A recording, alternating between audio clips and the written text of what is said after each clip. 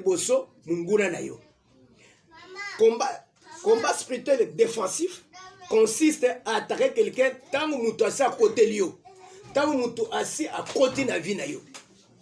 Ndé à ce moment-là, est commis défensif. Ozo bunena munguna dans ta propre maison, dans ta propre chair. Il est déjà entré. Il est déjà entré. Je vais vous dire ceci. Dans tous les combats que nous sommes en train de combattre, nous faisons un combat qu'on appelle indifféré. Pourquoi? Parce que quand nous combattons en Jésus-Christ, sachez bien que nous combattons avec la victoire. Parce que bitumo tozo bunda, yesu asi abunde alonga yango. Lokola longa yango, il n'y a personne.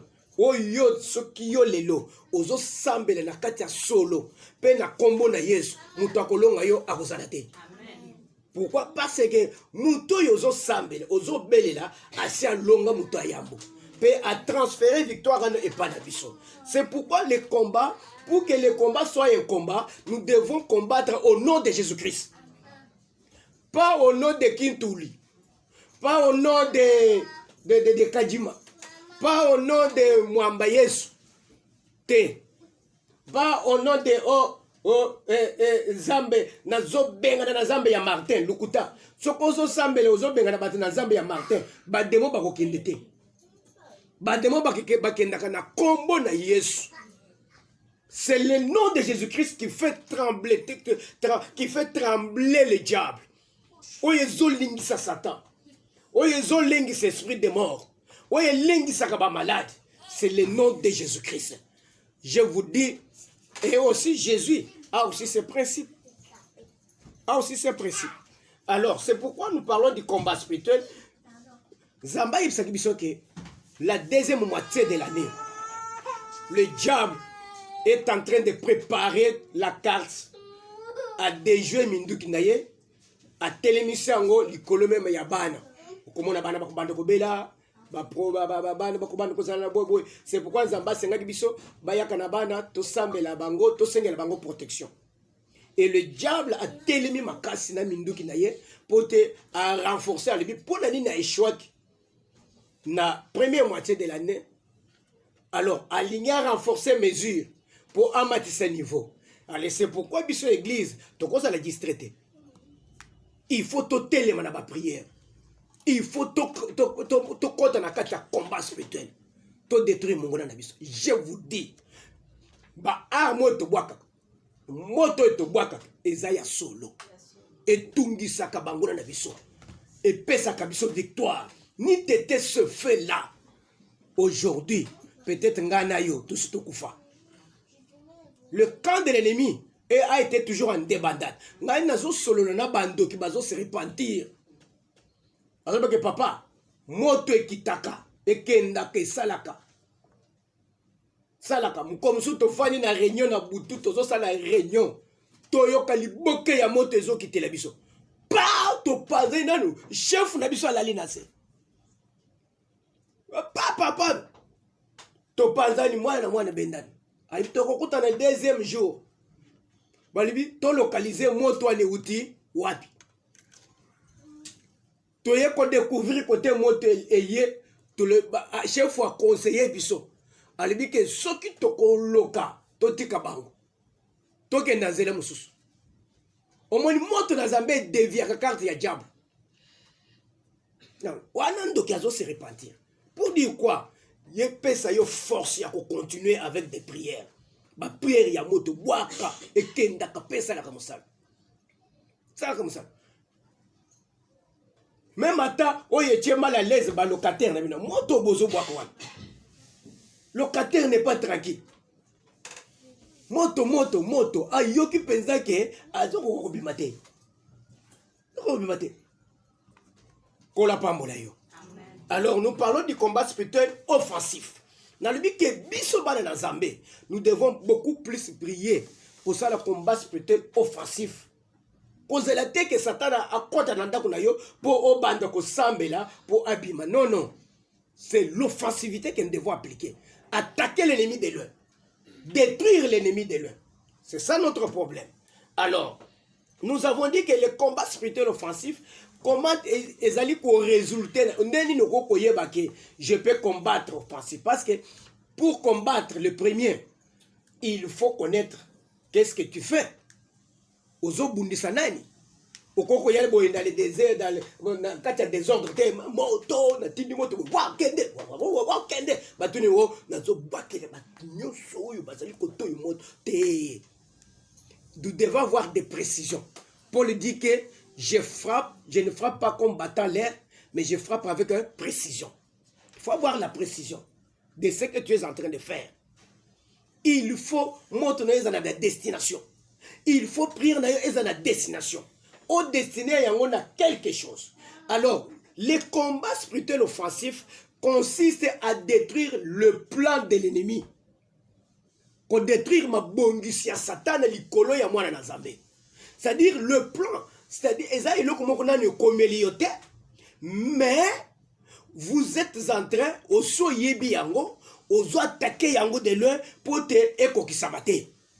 C'est pourquoi dans l'église, ba prophétie ya mabe ekokisabate, bandoto ya mabe ekokisabate. Une église qui est bien branchée. Bazolo bake tozo mona papa mukolo moko azoko fa na église. Bon moni pe papa mukolo akufi. Ça ce n'est pas l'église. Tozo mona maman mukolo moko azoko fa na église. Ah, c'est un plan qu'on a déjà préparé. Dieu vous a averti directement, il faut attaquer par l'offensive. Moto ezolandela. To bengani liwa wana. Pas liwekei église et continuer. Vous savez, dans le mois de février, bah pesibi son message. Tozo mona maman moko ya mukolo ko kufa na église. To moni ba yena cercueil, bazo mat cercueil ba tché. Kabi non. To kota prière. Ba PCP na ba PCP prophétie pour na mwana ya Musa na Nzambe moko. Mwana ya mwasi. To bandi ko attaquer, to sambeli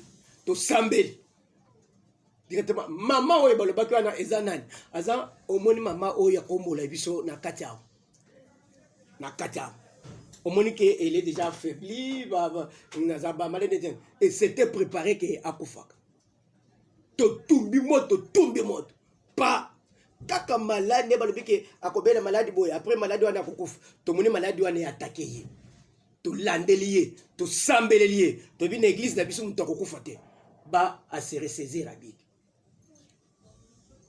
Yende mutazo komoli tena kati nini yende mutazo komoli likolwana. Elle est en très bonne santé. Comme likolwana.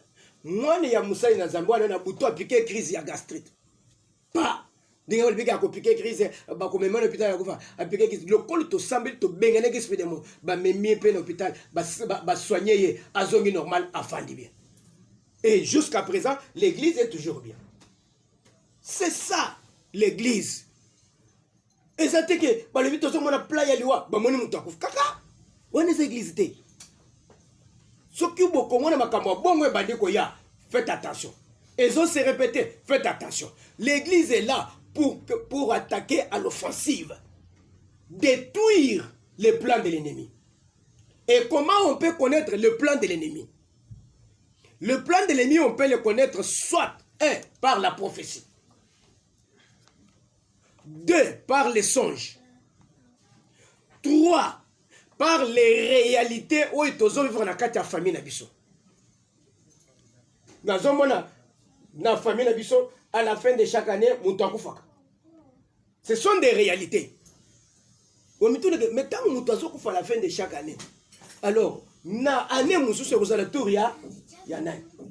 alors, tu es obligé d'attaquer ces choses de plus loin pour te écomélayoter.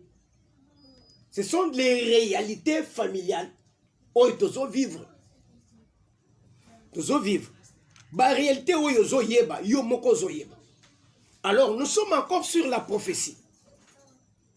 Nous sommes sur la... Parce que tu as dit que l'offensivité, tant que tu as 1 Samuel chapitre 17, verset 48 à 49, le dit que Goliath a télémi.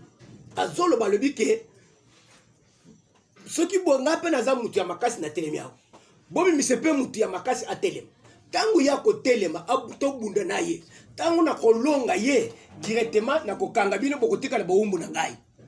Alors vous comprendrez déjà que dans ce moment-là c'est un défi lancé. Bah oui, bah vandi, bah le non, on nous a lancé un défi et que le diable va entrer, les Philistins vont envahir notre pays, bah qu'on na boumbu. On les a avertis. C'est le plan de l'ennemi. C'était le plan des Philistins.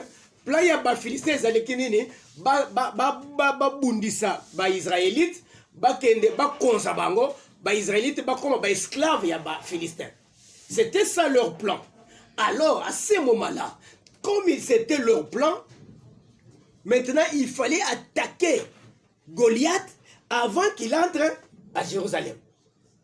Alors attaquer Goliath, c'est ça le combat spirituel offensif. Néanmoins, David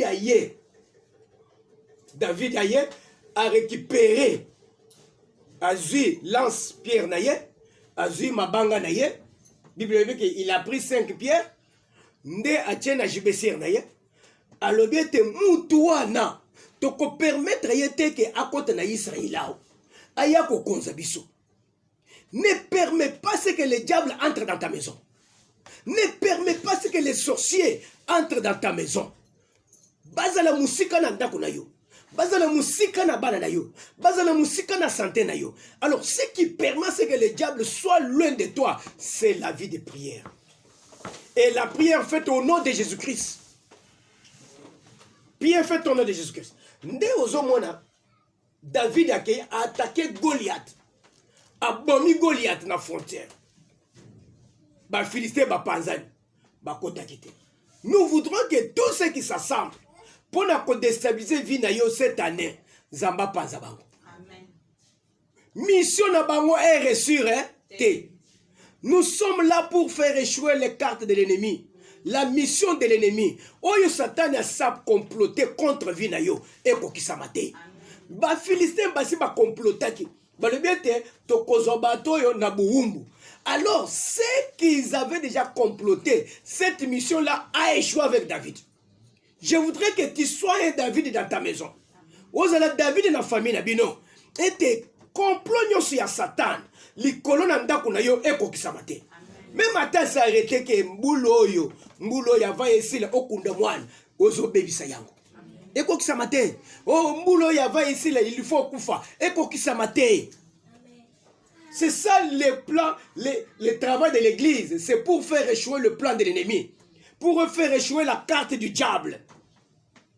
La carte du diable. Alors, quand il est allé attaquer, c'est ce qu'on appelle l'offensive. Combat spirituel offensif. À bêtir de loin, peut abomier les Kambosili. Mission et panzani. Alors, nous avons parlé, premier point, sur la prophétie. La plupart des plans des diables sur notre vie est révélé par la prophétie. Dès aux hommes de Job 33, l'Éternel parle tantôt d'une manière, tantôt d'une autre, mais il parle dans des visions nocturnes, dans des songes, il parle par des voix audibles, mais batonde bazo kebate bazo tira attention te. Alors la prophétie nazolo ba prophète o ya yo utaka na ngomba ya campus ayako kosa yo wadate po opesa ye offrande opesa ye boy te. Je parle de la véritable prophétie d'un prophète qui vient, qui vous donne un message. Et ce message là message à prophète ou la parole déclare que examinez toutes choses. Examinez toutes choses. Corrigez tété. Alors, des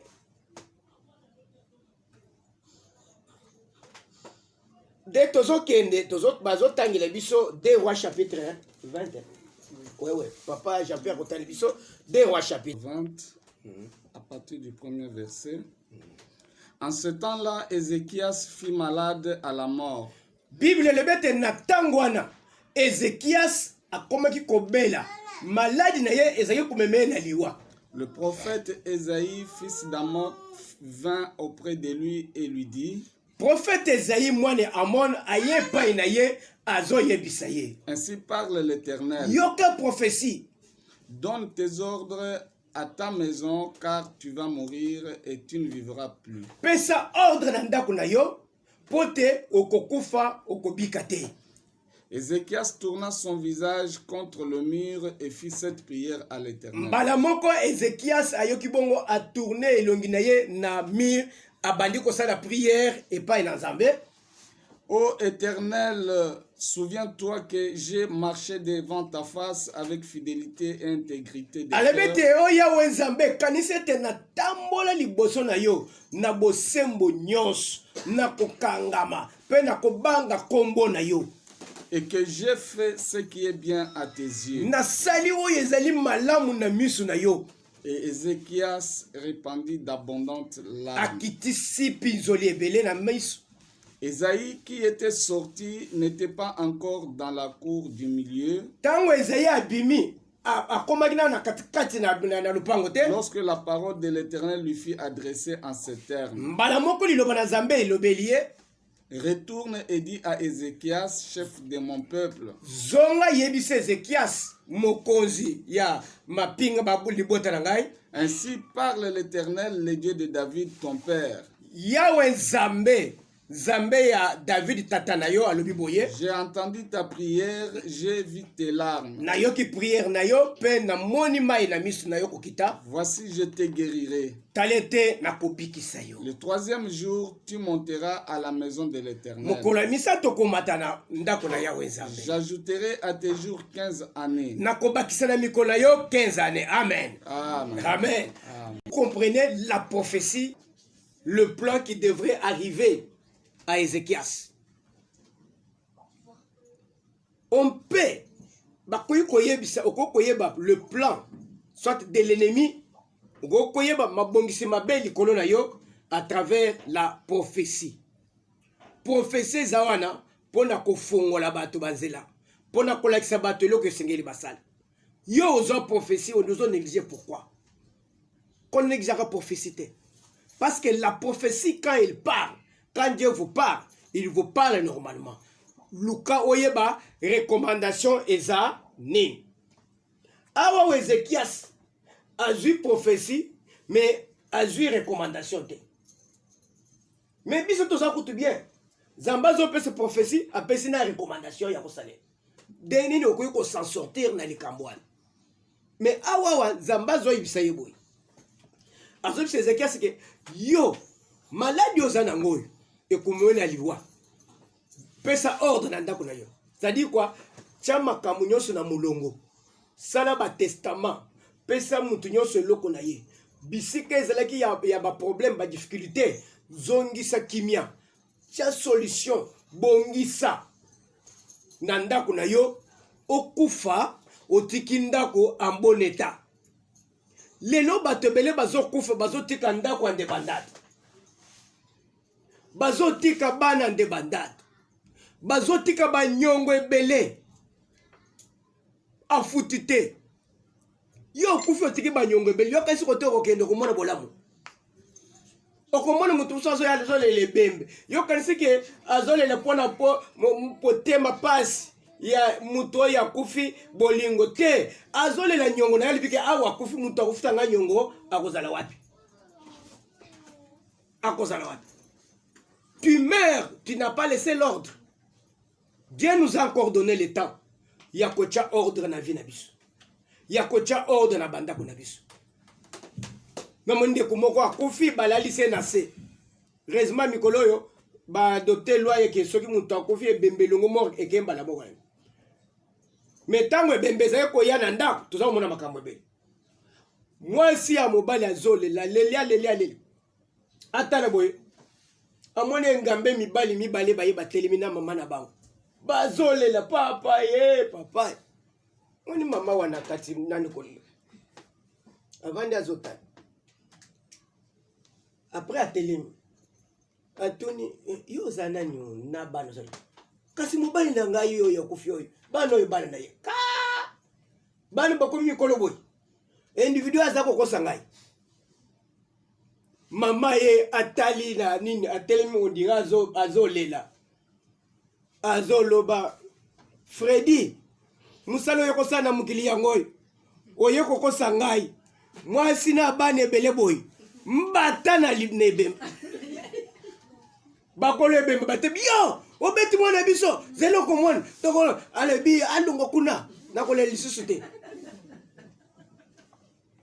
tala nengo tiki confusion ebembe tiki confusion na mo kote kokende komona bolamu tia ordre sangisa bato ozokufa panzi famille ozana kote kokende te Zamba pese Ezekiel ça veut que tia ordre na famille na yo mais de l'ordre pour kote kokende omona bolamu mais bato yo bazokufa batie ordre te na kati ya famille batie ordre na vie na bango te bakomona Nzambe.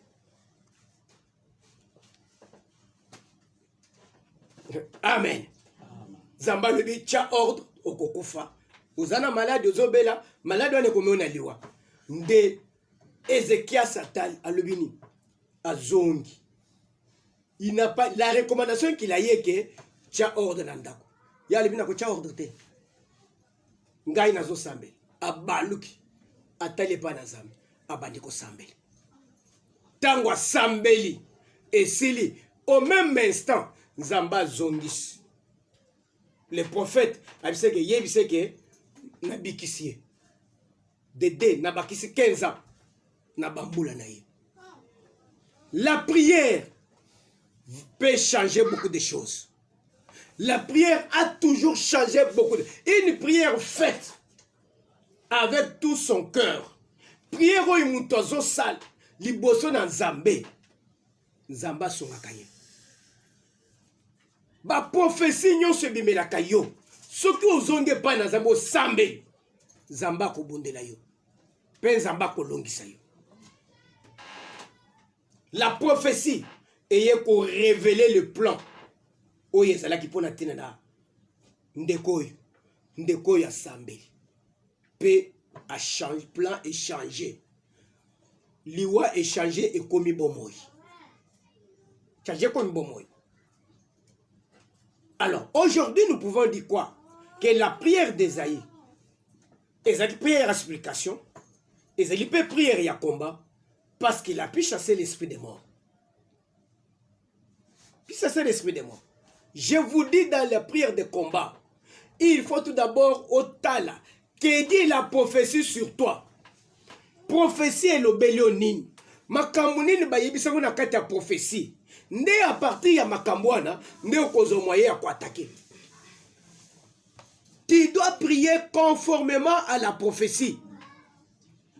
Lobi na 15h t'organiser qui prophétie to moni mutoyete ba oyo bazaki ba omke nde bayaki ba oyo bayaki bazwa qui part na bango mais la plupart des gens ne sont pas intéressés mais or c'est très important pour oyeba ko combattre parce que tu ne peux pas combattre sans pour autant connaître ce que tu es okoyi ko bundate soko yebite ke nana zo bundisa yo. Et tes plans ni ya Satan ezali boso na yo. Moi je vous dis le plan en général, ou le plan tozo buka ezali mindu ki Satan a dirigé contre biso na deuxième moitié de l'année oyo. Nde bitumba tozo bonde. Mais yo moko personnellement, individuellement, la prophétie t'a parlé quoi? C'est pourquoi moi chaque samedi 15h t'organiser prophétie.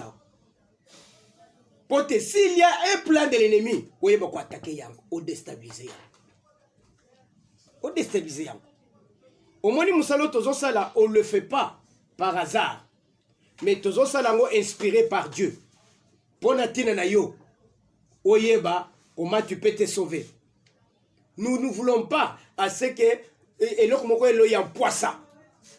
Nzambe averti même Ézéchias que kokufa. Zamba lobaka. Et les plans que nous attaquons tout d'abord par les combats spirituels offensifs, le premier plan que nous attaquons, c'est que la prophétie parle de nous. Oh, Satan asali oyo prophétie asali biso. Je voudrais te dire toi-même, qu'est-ce qu'on t'a dit par la prophétie? Prophétie est le bélionine. Message nini et c'est de la carte à prophétie. Et c'est de la carte à prophétie. Il faut attaquer yango. Ndeko moko tovandi na ye azoleka na prophétie. Bazoyebisa ye ke tozomona liboso okozana libala te. Boko panzana yona mobali na yo. Papa, prophète wana saka. Nga na vali na mobali na ngai pendant 20 ans. To boti ba nebele boy. To yeko ba kutu ngai na ye. Ya benga ka ngai ya. Nga na benga ka ye tutu. Sikoyo to ko panzane ko uta wapi. Kalibite eza prophétie. Bible le biete ceux qui prophétie bimi o soko ndimi yango te examiner garder yango. Garder yango banda ko sambela nani. C'est le plan de l'ennemi. Satan a kota kesika bato bayoka na bien. Ndem sika Satan a kota. Mama boy. Mais autozo le bao. Mama aza kote na ye. Papa aza kote na ye. Bana baza kote na bango. Papa aye ko kende. C'est-à-dire mbongo esili bango. Bazwaki banyongo ya bato. Papa zui diamant ya bato asangisi na zui marché na Dubai na keko teka. Ake na Dubai akomi kuna mundele wana escroquer ye. Azongia bakolo diamant bakangi ye. Aza obligé ateka lopango. Ateki lopango, a récupérer mbongo, a fouti banyongo, azangi na mbongo ya koluka ndako akofute. Directement al saini a le bino eyo mwasi kenena ne pa na bino. Bana bakene ovanda ne pas grand frère. Ngai nazo kenena nu chikapa na kenana ko sala diamant loko na ibi ko creuser. Alors ce qui na zui na teki na ibi ke suki na sali na kozwa. Ce qui na teki na tindimbong bozinda boloki garantie bozinda bofandi. Alors ngana zo travailler kuna ti sans to sala 2 ou 3 mois nde na koya na relever misala na ngai. Moi salve OK. Moi ça qui pas na bang. Bana ba ke pas grand frère ya mobali. Mobali akiti chikapo. Akiti chikapo na kati ya mini wana akuti mama mobokoli. Azamba ka mikate wana. Mweko apese mikate. Tellement tala uti Kishasa na te ya Kishasa wana. Na kingambe na ye. Yo mbali kutoka boyo ko sali jama aliye na tikali maboko pamba na yo. Lia mikate. Akamati mikate alamba mikate ya minene wana. Omoni batu inso achaka ba mikate teka ka mikate ya mike na tour ya papa wana asale tale kabakata mikate afungole tena mafuta na kati apesi papa allié musala na poko boy papa yaka aye fufu basumba kwana bapesi ya ofele mali papa lui oy penza Marie de Magdala penza kuti Marie de Magdala une semaine après papa komola le pam bamone papa abimina tongo na lipute ya mama na tongo azaki kola mele mikate ko mali te dette morale biloko apesa ngai en tout cas toucher ngai il faut kaka na fanda ti lelo afanda na mama wan baboti na bana mama o ya tikali aw ye patikala zela ka garantie andako ti lelo ça fait 4 ans professeur Roxamite bandeko. Nous devons attaquer à ce que les plans de l'ennemi et kokisamaté na vie na yo. Nani, qu'est-ce qui s'est passé ici? Et là que les kanya nazo pesa mbote na bande kunyoso bazo mabiso Serge Chimanga Freddy Amisi Nzambe azalana yo bipa nyonso bozali papa Henri Nzambe apambola yo. Alors, notre problème c'est quoi? Notre problème est que Ézéchias a boyi likambo ye kokisama na vie na ye. Tu peux aussi refuser. Okoki pe koboya et tes plans de l'ennemi e kokisama na vie na yo. Yo moko na prière na yo. Bande bakosa yo te. Soko zo semble une église. Omoni makambo mabe zo kanga yo. Église wana ezali boso na Nzambe te. Eza na Nzambe te. Une église qui a Dieu. Un homme de Dieu qui a Dieu. Une fois que vous amorcez la prière contre le plan de l'ennemi, Dieu doit répondre et la prière doit repousser le plan de l'ennemi. Et kotindre yango musika. Alors, ce qu'Ézéchias a fait, il a attaqué à ce que le plan de l'ennemi est kokisamaté. Yo ko sambela natinete oyo balobelo na prophétie ya mabe ya munguna esanini e kokisamaté. Lokola Ézéchias se kokisamité, ya yo pe kokisamate.